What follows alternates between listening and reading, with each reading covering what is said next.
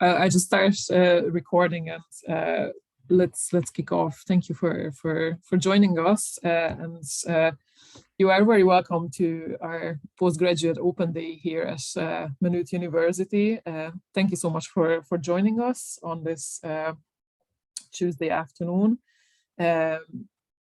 Before I introduce our speaker for the faculty to speak about the social sciences, I'd like to note that if you have any specific or particular questions relating to a subject area, we have colleagues here on the call with us who will be able to answer your questions. So if you can use the chat function, the Q&A function on your screen, and if you record your questions there, colleagues who are here on the call with us on the webinar with us will be able to answer your questions.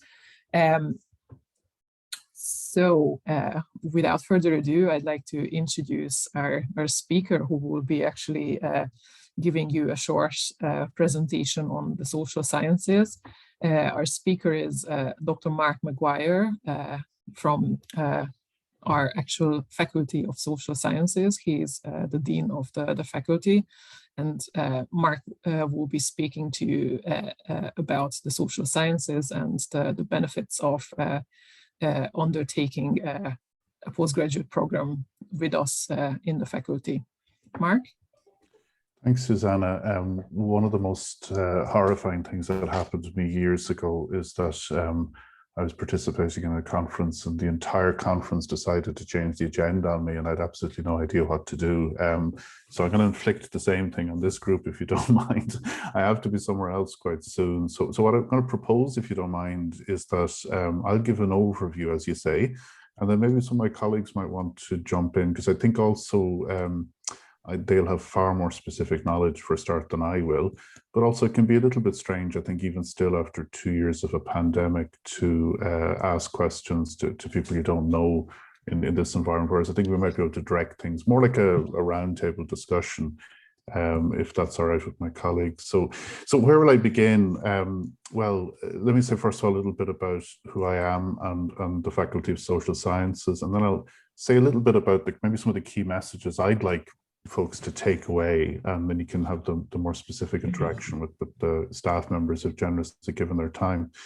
So my name is Mark Maguire. I'm the Dean of the Faculty of Social Sciences, and my background is actually in anthropology. I studied international migration. Actually, I was a student in Maynooth. I studied international migration and refugee movements, which is fairly prescient, to say the least, in the current situation. A number of years ago, I pivoted to the study of security, particularly counterterrorism.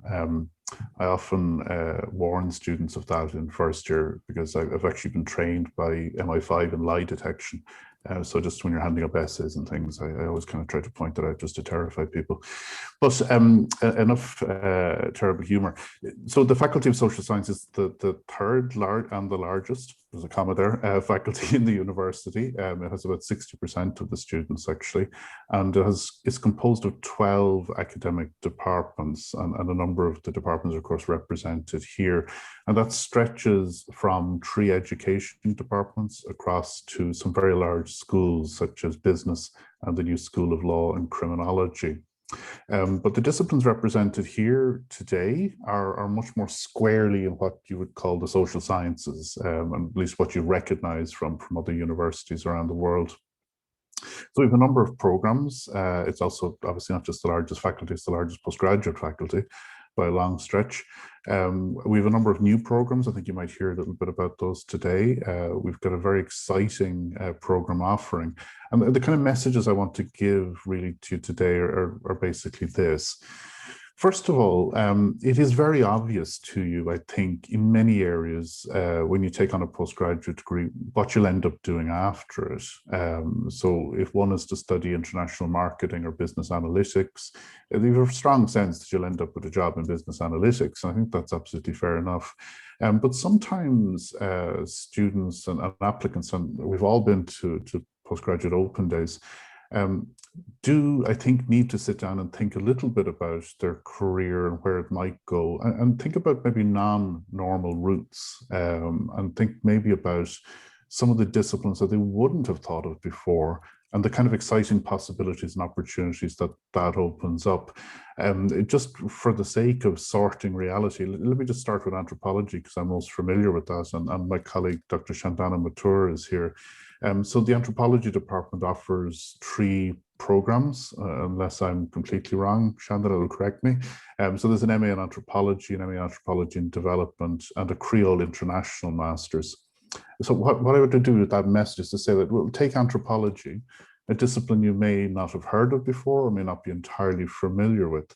And what we find is that actually very often students do get careers quite quickly actually after graduation, but often in unexpected areas. And that's what one of the first messages I want you to attune yourself to, is that, for example, the 3rd largest employer on planet Earth is the 3rd sector, the NGO sector, essentially.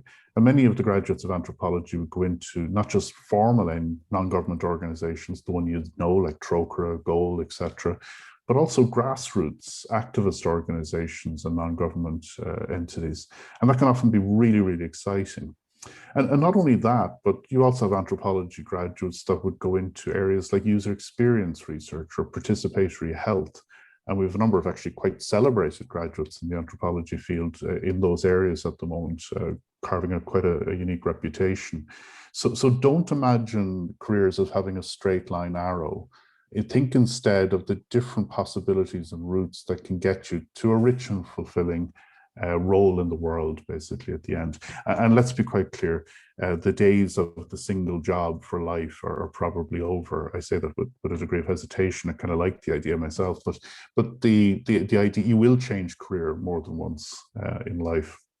Now, in saying that, also, we obviously have not only those types of areas that might be quite new to people, but also areas that are essentially parts of professions. Now, not to speak across my colleague here from Applied Social Studies, but it's very obvious when you look at that postgraduate offering that there's a very, very clear relationship to professions, social work, youth work, community work. And there are several masters, MSOC, SC, Masters of Social Science in those areas, including rights and social policy.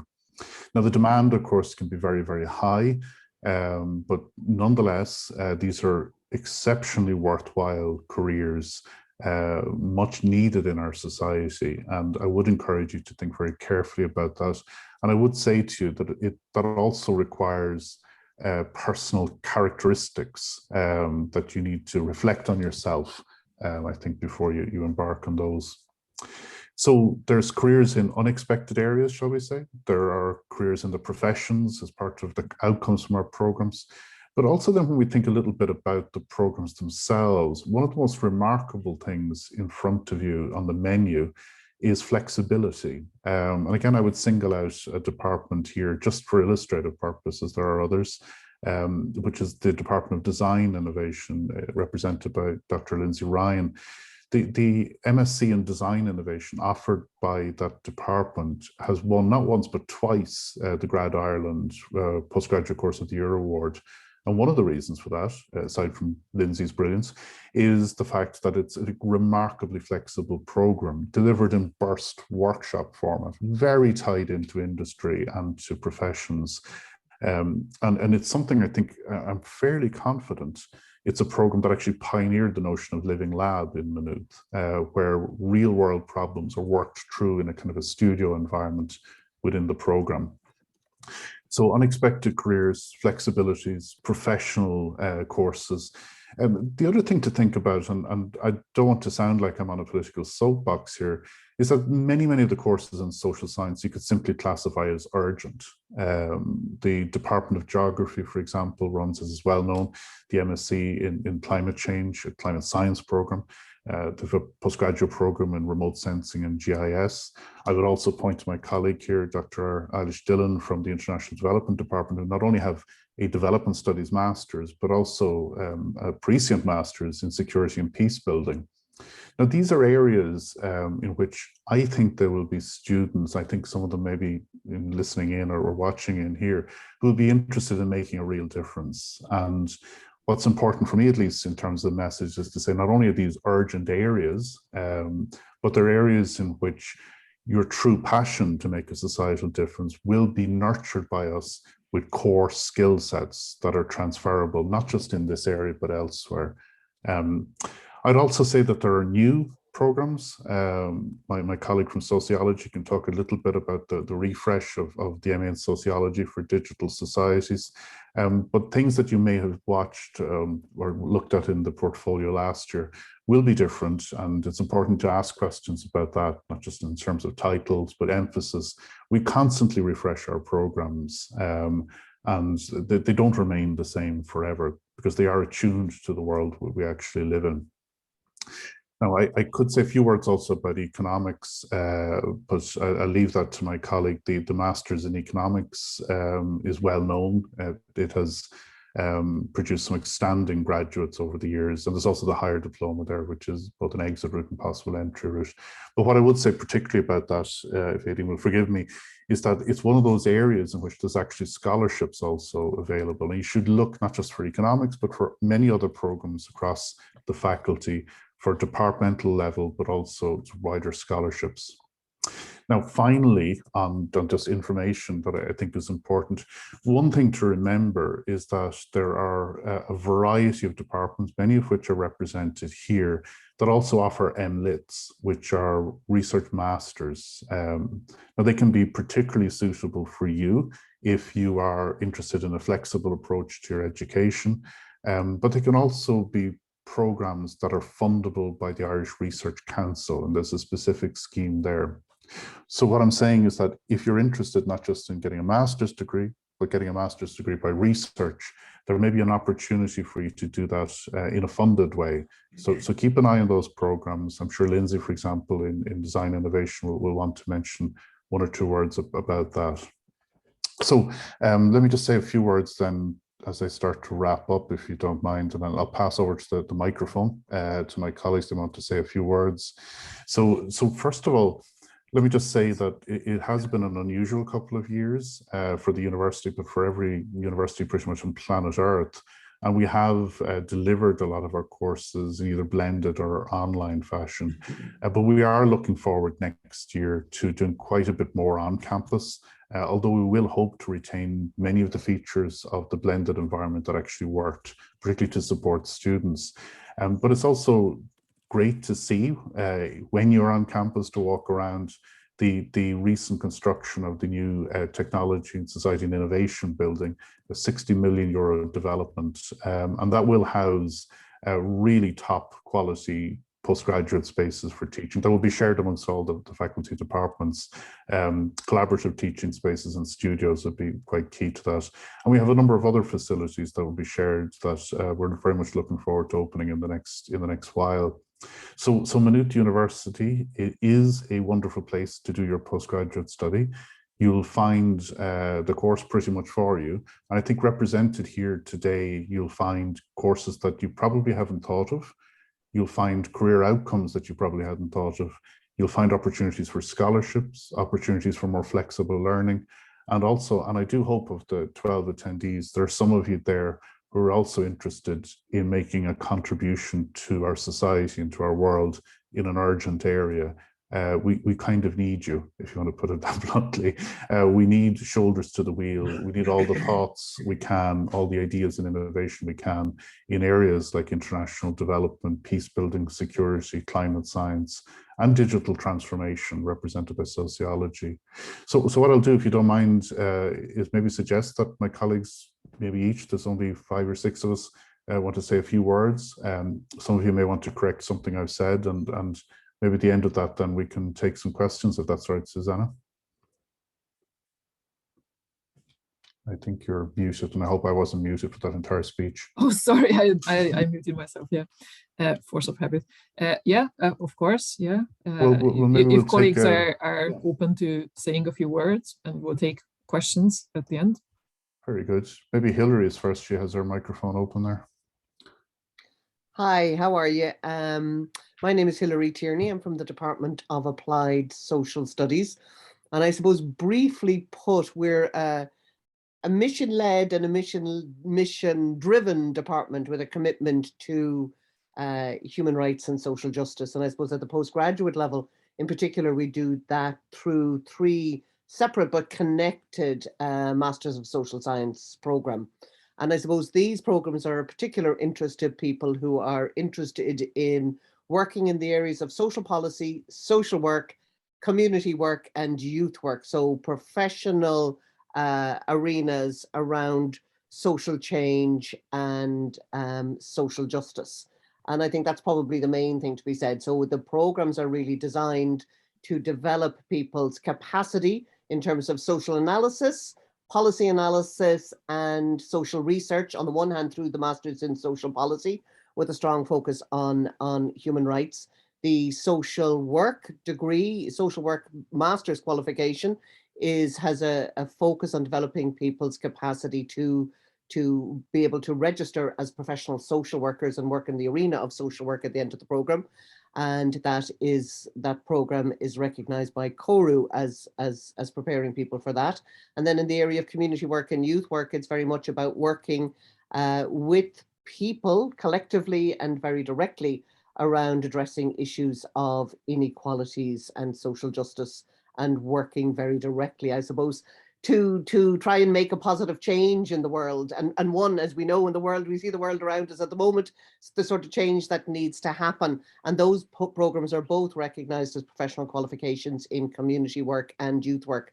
And both social work and community work and youth work also include substantial periods of supervised professional placement, opportunities to do placements abroad, and I suppose to engage in the policy arena across all of them through visits through to the UN. So I think that's probably enough for me, because there's a few more of us to get included this afternoon. Well, you'd think so, Hilary, but you have a question already, which is in the chat, so I'll read it out to you. So are psychology graduates eligible for the Masters in Social Science, Social Work? Absolutely. I mean, I think the thing is, it really depends on the level of social science, social science credits that you have within that. So I would suggest the best thing to do is to contact the department directly and go through that, because there are, for this year, and I should say this, for social work qualifications, the closing date on the CAO is the 1st of February. It's a much earlier closing date than other programs. And there are, because of the regulatory context of the program, people do have to have a percentage of social science credit. So I would suggest talking to us directly at appliedSocialStudies@mu.ie, putting the question directly to the department, and then we will talk to you about that. And because there are options for conversion programs in social science if people need to get additional social science credits. Very good, Hilary. Thanks for that. I'm just taking over the chair here, Susanna, but I'll pass it back to you. I think next on my list is Aideen. Doris, Aideen, do you want to say a few words? Sure. Thanks, Mark. So I'm in the Department of Economics. I'm the Director of Postgrad and taught Postgrad in the Department of Economics. And we kind of have a flagship Masters in Economics, which is a one-year program designed for people who have a strong economics background with good grades, or we also accept engineering and maths graduates directly into that program, subject to the content of their degree. We also have a 2-year version of the same program, which is for people who don't have a lot of economics in their background, and in fact sometimes don't have any economics in their background. We've taken in graduates in history, English, any background at all. Philosophy, one student last year. And basically what we do is we give them one pretty tough first year where we bring them up to honours undergraduate standard in economics in the first year, and that prepares them for the second year. So it's like the first year is like a conversion course, and then the second year is our full master's program. And that first year can also be taken as a standalone course, the HDIP, as you mentioned, Mark, the HDIP in economic science. That can also be taken as a standalone program if you want to get into the world of economics but don't necessarily want to go the whole hog. So we have great employment outcomes. There is a lot of demand for professional economists, and to be a professional economist, you need a master's in economics. There's a huge amount of demand. A lot of the jobs are in the public sector, so we place people in the Government Economic and Evaluation Service every year. There's huge demand in the civil service, prompted by the experience of having no economists running the country when the financial crisis hit in 2009, 2010. Also in the CSO, the Central Bank, the Economic and Social Research Institute, we've placed students in all of those places. And then there's a very big private sector demand in the financial services sector in particular. So the training we give you, even though it's not directly in finance, it's absolutely preparing you for very, numerously demanding jobs in the private sector as well. And we have great success in that area too. So I'm happy to take any questions on any of the details of that, but that's kind of a broad overview. Thanks, Ian. And I can only confirm from having met many of the employers over the years that there's extraordinary demand and extraordinary success in that program. And I'd encourage you to do an MA in economics and save Ireland from the next recession, please. Thanks, Ian. We'll see if there's any questions. Nope. So I'll pass over to Shandana, who's next on the list. You're muted, Chandana, just so you know. Sure. Yeah, thanks. And I'll also probably be cut off in a few seconds because I've rejoined now for about the 10th time. But so hello, everyone. I'm Chandana. I'm from the Anthropology department. And you've already heard Mark a little bit on the subject of what an anthropology degree can qualify you for a range of different and quite unexpected things. And I just wanted to give you a little sense of the master's programs that we have. So we have a basic MA in anthropology, which is open to people with backgrounds in a range of cognate disciplines. So we don't assume that people will have studied anthropology at the undergraduate level, since we are the one and only university that has an anthropology department in the Republic of Ireland. And we tend to get students from all over the place, both nationally and internationally. So that's sort of our basic course, which gives you a very strong footing in the discipline and in the various dimensions of it, because anthropologists work often very closely with natural scientists, with other social scientists, there's a humanities aspect to it. It's one of those disciplines which sort of reaches out in a lot of different directions and connects in lots of different ways. We have a couple of other specialist MA programs that you might be interested in as well. I myself coordinate the Masters in Anthropology and Development.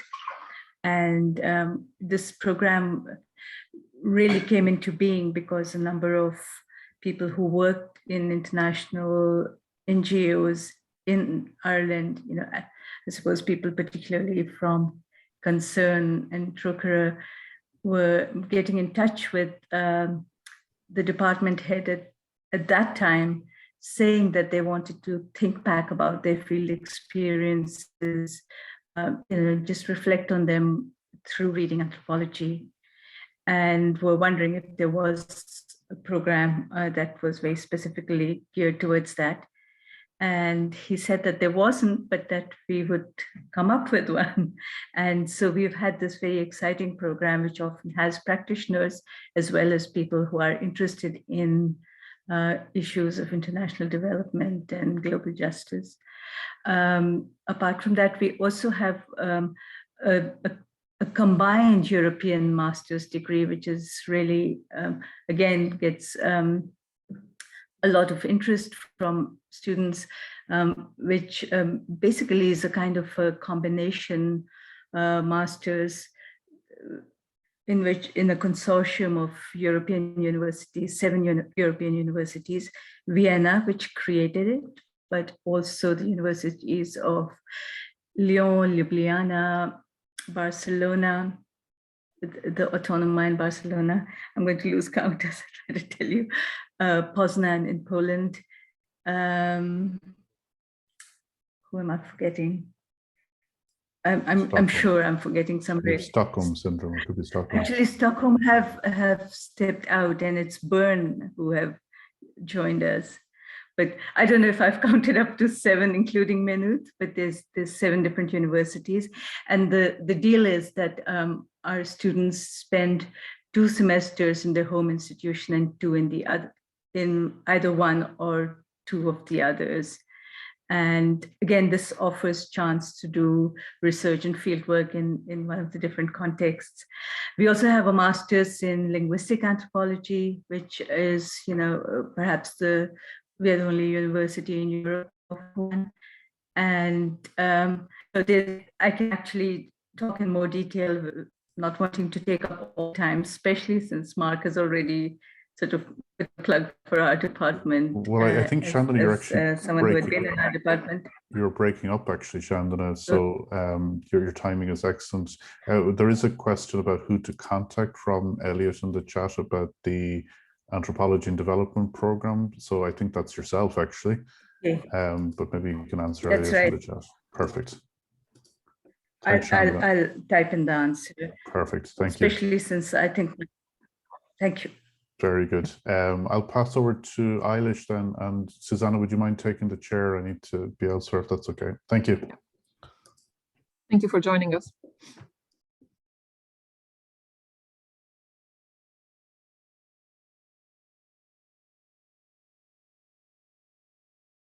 Eilish, you're on mute. Can you? Oh, sorry, Susanna, sorry, my connection wasn't great there. Hi, everyone. I'm Eilish Dillon from the Department of International Development. Just building on what Shandana was talking about, our programs, our postgraduate and undergraduate programs in international development address some of the big challenges that are facing our world today and how different organizations and groups engage with them and address them, basically. And so we have 2 master's programs, one in a master's in international development, and as Mark said earlier, a master's in international peace building, security and development practice. Both of the masters looks at kind of the world in global terms and with an emphasis on development, but not necessarily or only on development assistance, but what it means to develop in societies, what are the challenges around that, what are the human rights and equality implications, and what kind of practices and relationships do we need to establish in order to ensure that we have societies that are built on principles of justice, equality, human rights, sustainability, and inclusivity. So both masters address those and develop understanding and skills from interdisciplinary perspectives. And the master's in peace building, security and development practice is focused in particular on that nexus between development and conflict and some of the challenges that are related to all of that and practices. Many of our graduates have gone on to work, as one would imagine, in civil society or in state organizations that focus on human rights or development, refugee issues, humanitarianism. So it's quite eclectic. And some of it depends then on the background that people bring into these kind of postgraduate programs. So some people end up working in corporate social responsibility with business, others in marketing, others in kind of logistics and humanitarian work in post-conflict or conflict situations. Many work in education, campaigning, advocacy work around global issues.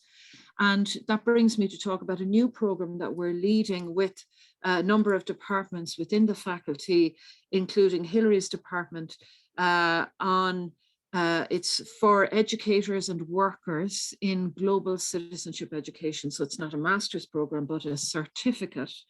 And it's particularly for those who are interested in kind of critical global education and the role that we can play through understanding of what's going on in our world in order to enable people to shape their world for for better, really. So it's about how we are active in our world and how learning can contribute to that. So, you know, there's lots of information about our programs. We'd be delighted to talk to anybody, or I'm happy to answer any questions that anybody has. I leave it there, Susanna, for now. Yeah. Thank you so much, million. Eilish. It was a wonderful summary of the importance of real global engagements and the knowledge underpinning that for our world. We're constantly reminded how small and how big our world is at the same time. I don't see any immediate questions in the chat, but I just wanted to note it to our participants that don't worry if you don't have a chance to type in your question yet, or that you come up with a question after the webinar finishes, because we're going to have a live Q&A session from 6 to 7 this evening for 1 hour. So if you have additional questions in the meantime, feel free to join us for that. Or indeed, if you have specific questions for our colleagues in the various departments, we will endeavor to direct them to these colleagues. Thank you so much, Eilish. Let's move on to Lindsay and ask her to say us a few words about their programs. Lindsay? Thank you for that introduction. So my name is Lindsay Ryan. I'm the Program Director in the Department of Design Innovation on the Masters of Design Innovation. And we also have an MLit in Design Innovation as well.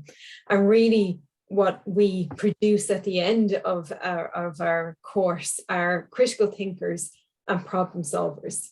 People who can identify an issue, whether it is something they engage with every day, whether it's an issue that they might identify within an organization that they're working in, or even those larger societal problems. Getting an in-depth understanding of that problem from the user's perspective and really coming up with creative solutions that they can validate as well. They test, they put into the hands of the users and try to address those issues. And as Mark said, it is a very flexible master's. We believe that absolutely everybody can be critical thinkers and problem solvers. So you don't have to have a design and background. We have a very eclectic mix of students within our class because we want that dynamic engagement, that peer-to-peer learning to broaden your perspectives, to really open your mind to all these wonderful different approaches that you can take to problem and to problem solving as well. We are a studio-based format as well. So it's very much hands-on with our lecturers across all the different modules, and those modules span across 5 different disciplines: business, engineering, psychology, anthropology, and design, because it's a very rounded master's. We do get people who come in at all walks of life, all different career stages as well. Some are recent graduates, the majority are people who are out, have identified those problems within organizations, within society that they want to try and resolve. They might be trying to do a career pivot as well.